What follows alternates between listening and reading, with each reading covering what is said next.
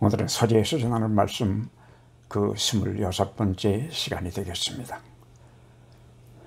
마태복음 22장 하반절을 보면 바리새파에 속한 율법사가 예수를 시험하기 위하여 율법 중에서 어느 계명이 중요한 계명이냐고 물었다는 이야기가 있습니다.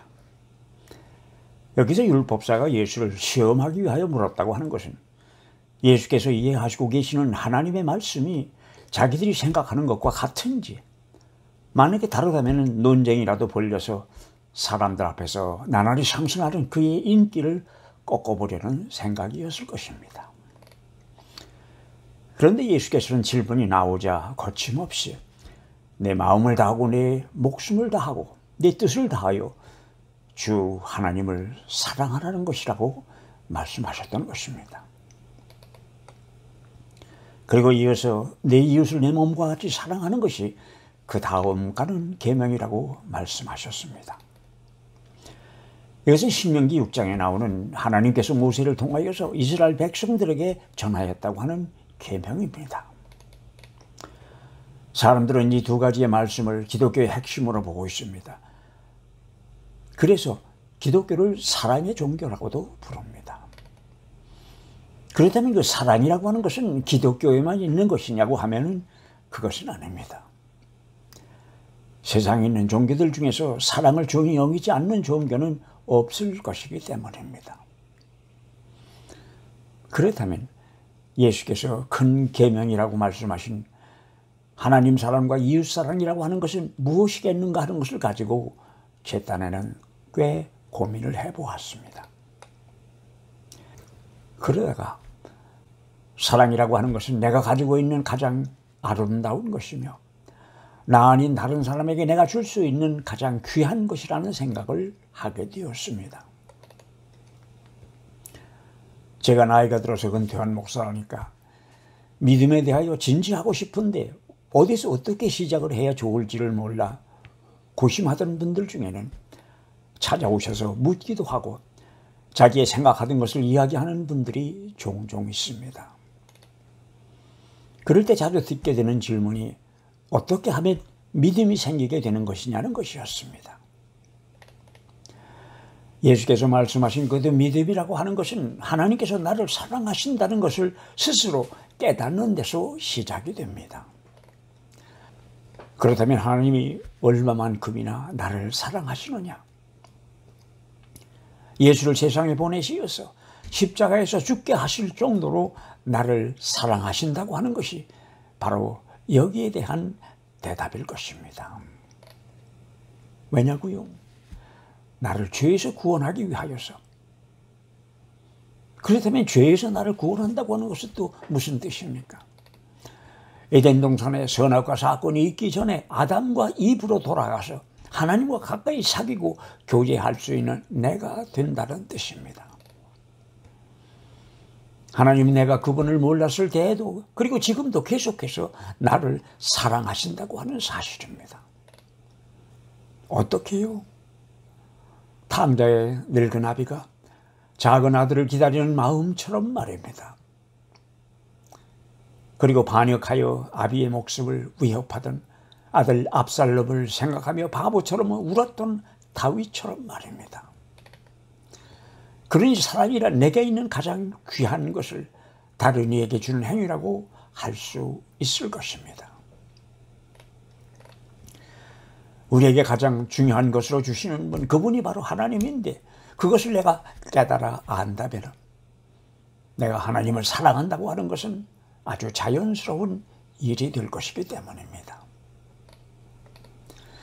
하나님이 먼저 나를 사랑하셨기 때문에 내가 하나님을 사랑할 수밖에 없는 것입니다.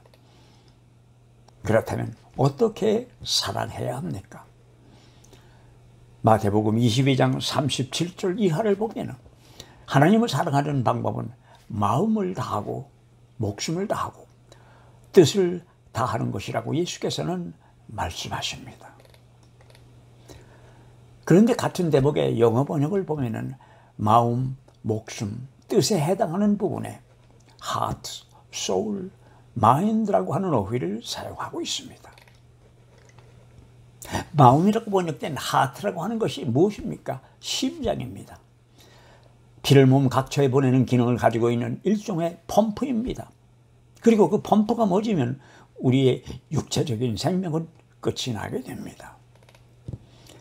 옛사람들은 전쟁터에서 심하게 부상을 입고 피를 많이 흘리면 사람이 죽는다고 하는 것을 알았습니다.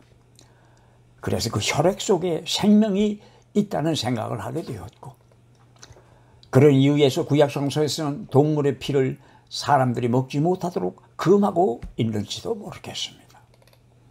왜냐하면 피를 먹는다고 하는 것은 생명을 먹는 것이고, 그 생명은 하나님의 것이라고 생각했기 때문입니다. 그러니 이 심장이라고 하는 것은 우리 몸의 일부이기는 하지만 하나님의 소관이라는 이야기도 됩니다. 실은 이 마음이라고 번역된 원어는 양심이나 애정이나 애착이라고도 번역될 수 있는 단어입니다.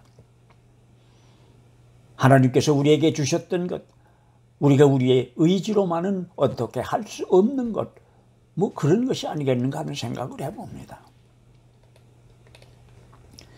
그래서인지 서양 사회에서는 사랑이라고 하는 것이 마치 심장에서 나온 것으로 여기는 것 같습니다.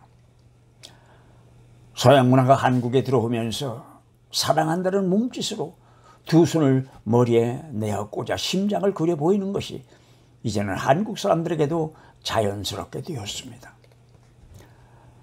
두 번째 것은 우리말 성경에서 목숨이라고 번역된 소울인데, 소울이란 숨을 쉰다고 할 때 그 숨, 호흡을 말하는 것입니다. 그리고 1차적으로는 영혼이라고도 번역을 합니다. 하나님께서 흙으로 사람의 형상을 빚으시고 하나님의 숨결을 불어넣어서 생명체가 되었다고 하는 창세기의 이야기에서 나온 것입니다. 영혼이란 우리들의 몸이 제 기능을 못하고 끝이 날 때에도 육체와 함께 죽지 않고 계속해서 사는 나를 말하는 것입니다.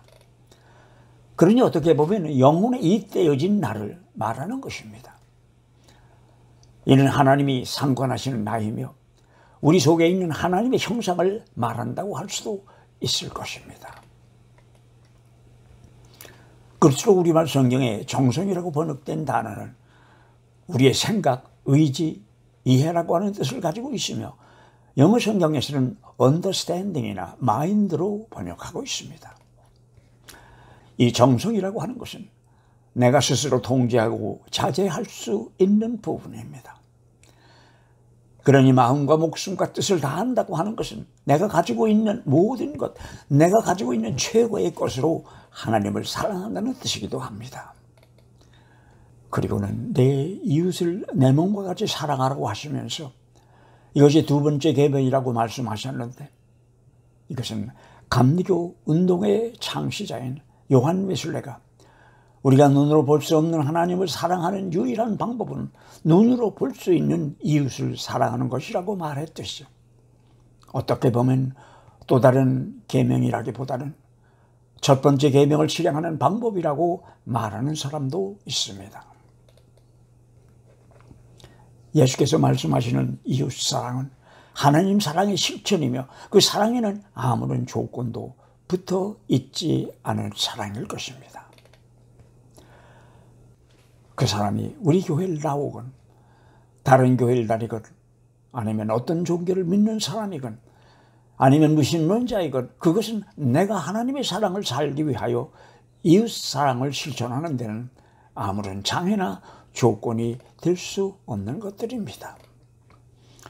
이쯤 이야기를 하면 우리가 어떻게 해야 하느냐고 묻는 사람들이 종종 있습니다. 이럴 때 실은 어떻게 해야 한다기보다는 어떻게 되어야 하느냐고 묻는 것이 옳은 질문일 것입니다. 지금 예수께서 내 옆에 계시어서 내가 그분에게 여쭈어 보았다면 무엇이라고 대답하셨을까 하고 내 딴에는 많이 고민을 해보았습니다. 그런데 나는 하나의 점이 되어야 한다고 말씀하실 것 같다는 생각을 떨칠 수가 없었습니다. 점이란 무엇입니까? 기하학에서 점이란 아무런 공간도 차지하지 못하는 실체입니다. 그러니 점이란 존재하는 것이지만 또 존재하지 않는 것이라고도 할 수 있을 것입니다. 왜냐하면 점이란 가진 것이 없는 존재이기 때문입니다. 그런데 이 점이 움직이면 선을 만들게 됩니다. 그런데 실은 그 선도 두께가 없습니다. 왜냐하면 점이 가진 것이 없었기 때문입니다. 이 선이 다시 움직이게 되면 평면을 이루게 되는데 그때 이 평면도 역시 두께가 없습니다. 그러나 이 평면이 다시 움직이면 모양을 만들게 되는데 그때 비로소 일정한 공간을 차지하게 됩니다. 우리는 이때 이 물체가 존재하는 세계를 3차원의 세계라고 부릅니다. 우리가 사는 세계가 바로 이 3차원의 세계입니다. 그리고 이 3차원의 물체가 다시 움직이면 시간적인 개념을 불어 넣어주게 됩니다. 하루라고 하는 것이 무엇입니까? 지구라는 물체가 스스로를 한 바퀴 자전하는 동안입니다. 그리고 1년이란 지구가 태양의 주위를 한 바퀴 도는 동안입니다. 1시간은 무엇입니까? 하루를 24수로 나눈 그 한 조각입니다. 그러니 시간이란 3차원의 물체가 움직여서 생기는 것입니다. 이 공간과 시간의 개념을 합쳐서 우리는 4차원의 세계라고 부릅니다. 그렇다면 5차원의 세계라는 것도 있지 않겠습니까? 그런 것이 있다면 그것이 무엇이겠는가 하는 생각을 해보았는데 5차원의 세계란 바로 영적인 세계일 것 같다는 생각이 듭니다. 그 영적인 5차원의 세계가 바로 이 점으로부터 온 것입니다. 아무것도 차지하지 못하는 그 점이 움직이고 발전하여 생겨난 것입니다.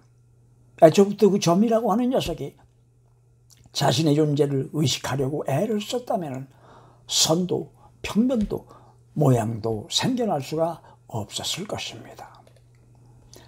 그렇다면 여기서 영적인 세계는 무엇이겠습니까?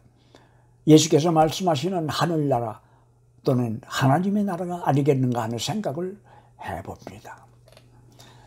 그러니 우리는 하나의 점이면 됩니다. 그리고 또 반드시 점이어야 할 것입니다. 왜냐하면 점이 아니고서는 하나님 나라에 결코 들어갈 수가 없을 것 같기 때문입니다. 여러분 감사합니다. 다음 주일 저녁에 다시 뵙겠습니다.